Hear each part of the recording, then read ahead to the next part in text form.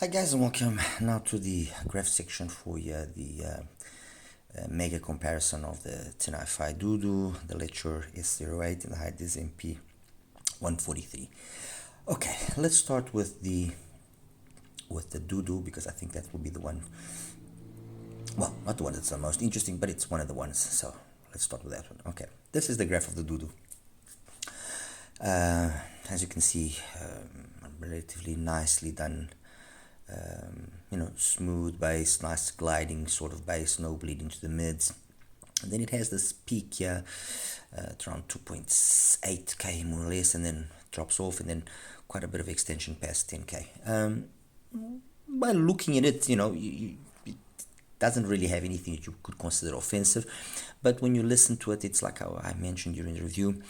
It has a tendency of being a little bit too overly clinical and transmits a sensation of coldness to some of the songs or some of the music that I like listening to, as opposed to that warm, cozy, organic type of musicality that I personally prefer. As compared to, for example, and this is just for the sake of comparison so you guys can have an idea, as compared to the P1 Max, the Mark II, which is the one IEM that I did choose to stack it up against, you can see that the bass is basically being executed in the same manner, although there's a difference in overall size of the actual surface area of the driver. So the bass on the P1 Max Mark II will sound a little bit fuller, but then the way that it's been executed across the mids, upper mids and treble, and the extension that exists past 10k is just, in my opinion, more balanced out.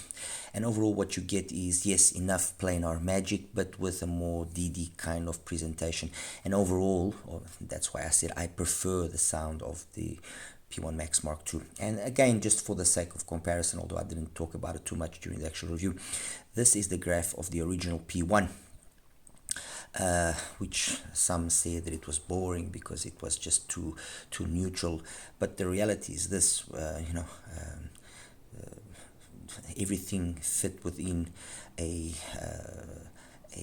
band of around 60 dBs, and as long as you gave it plenty of power, the P1 Max, the original, was an absolute blast to hear, in my opinion. It was probably one of the most underrated planar IEMs in its time. Everybody was head over heels over the Timeless, and especially the S12, and they kind of forgot about the P1. Anyway, this is the Dudu. The next one now that I'm going to show you is the graphs for the S08. So S08. Here we go. Okay, this is the S08. Again, a nicely done execution of the bass with a little bit more mid-bass energy as compared to the Dudu, just for the sake of comparison. They seem to graph the same. I'm actually going to change here the color of the Letshuoer to red so it can stand out a little bit more. Although graphically they seem like, apologies for that, they seem like they're about the same, the fact that then it doesn't have as much energy up top does convey, obviously, then a sense of the bass being more present, but there isn't as much extension as well past 10k. It just overall is, for my personal taste, a sound that I like hearing more. I identify myself more with this kind of sound. Yes, it doesn't have that probably as much planar magic as the Dudu, but overall I think it's an absolute blast, the S08, and I think it's for the price, a very, very solid planar IEM. This is compared to the S15, and you can understand why I said that there were a lot of instances where they actually sounded very similar, and they had the same vibe. So the S08 is a viable alternative for those that cannot afford to go for the S15, without a doubt. Okay, so that's the graph there of the S15. And now finally the graphs of the MP143, and I'm going to show you with all the different nozzle setups. So with the first nozzle setup, which is the nozzle setup which I ended up then doing the rest of the listening, it's with the gold nozzle. Okay, as you can see, nice emphasis on the sub bass, glides, doesn't perceivably have as much mid bass as the S08, but very nicely done. And then across here there's nothing really much to be said, although there's a slight little dip here, but nothing that's I would consider offensive or worrying or anything of the sort. With the silver nozzle, it boosts a little bit these two areas. I personally didn't find it. Yes, you do notice more the planar mojo, but I still think that with the gold nozzle it's the best one. And then with the red nozzle, it emphasizes the bass and darkens up that early part of the, well, that not early part, but that late part of the mids into the upper mids. It dampens it down further, and I think it just makes it overly warm, in my opinion. It shuts down vocals a little bit, makes it just too warm, so I didn't enjoy listening to it in this setup. Compared to the MP143, which is the one that I just placed, there's a lot of similarities, and interestingly enough, yes, you do notice the MP143 does have more information here in the upper mids, and that comes across as in certain songs, especially with female vocals, as just a little bit more detail, a little bit more resolution. And also past 10K, somehow the MP143 does give, again in certain instances, that sensation of more space. The differences are not huge, but noticeable nonetheless, depending on what actual tip and source you hook up to it. Comparing now the MP143 with the gold nozzle, comparing it with the Letshuoer. Let me just change the color of the Letshuoer to blue so that they distinguish each other. So compared with the Letshuoer, which is this one here, and let's get here the Dudu as well. The Dudu, yes, in green, that's fine. Definitely the Dudu is the one that sounds the most clinical, the most thin. Okay, although as you can see the bass section of it is being tuned always the same way, while the MP143 and the S08 sound, in my opinion, more musical, more old school, more organic, more realistic. The timbre and the tonality that they convey as well is more realistic, in my opinion.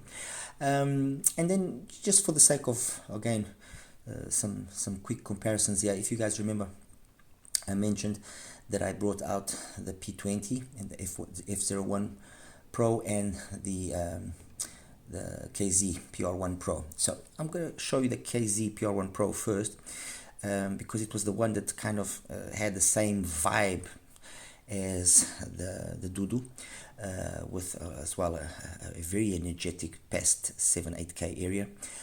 But somehow, and I can't again explain why it was, I got the feeling that on occasions the PR1 Pro was actually able to sound, I'm not going to say less clinical, but it gave a little bit of less colored, more musical type of a presentation. Not a huge difference, but it is what it is.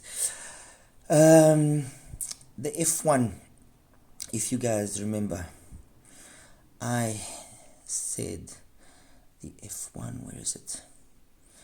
F1, here we go, number 19. I mentioned that the F1 kind of had the vibes to a certain extent of the S08, which is here. And you can see that, yes, there are certain similarities in the graph, apart from this area between, let's say, 5 and 8K. There's a little bit more energy on the F1 Pro, and that extra energy on the F1 Pro is what conveys a little bit more of that planar vibe to the F1 as compared to the S08. But I can't really take away anything from the F1 Pro. The F1 Pro is a really, really good planar IEM, really good. And then finally, I also talked about the P20, which is this graph here, and I mentioned even that the P20 had a very similar sound if not maybe even identical to the MP145, which is this one, yeah. And as you can see by the graph, they are basically identical. And you know, the MP145, the P20, again, does have some instances or some vibe of the MP143 going. Let me just quickly put it on here, the graph, so that you guys can see it. So MP143, it does have a little bit of that same vibe going, although yes, you will notice that there are these differences again, yeah, in this mid part of the upper mids, and then in the extension past 10k. The extension past 10k, interestingly enough, on the P20 doesn't sound as energetic as what the graph would lead you to believe, but yes, you do notice that it's got a little bit more of that energy there. And once again, the P20 is one of those IEMs that just went very much under the radar, and I mean, I've seen it as low as $70 right now in the sales, and I think it's, for that price, it's something that's worthwhile considering. It's a really nicely tuned IEM. I've got absolutely nothing, you know, nothing bad to say about it. I did hear some people say that they found this area to be noticeable. Personally, I didn't. Okay, it can be down to the fact that my ears are going down, you know, down the drain, and I'm not what they used to be. But anyway, P20, I think it's a solid IEM, and you know, very much an IEM that at this discounted price that it's now available, it's worthwhile considering. All right. Anyway, guys, I hope this was explanatory enough, and I was able to bring something positive to this review. As always, like and subscribe. Any questions you might have, please feel free to ask me. Take care. Bye bye.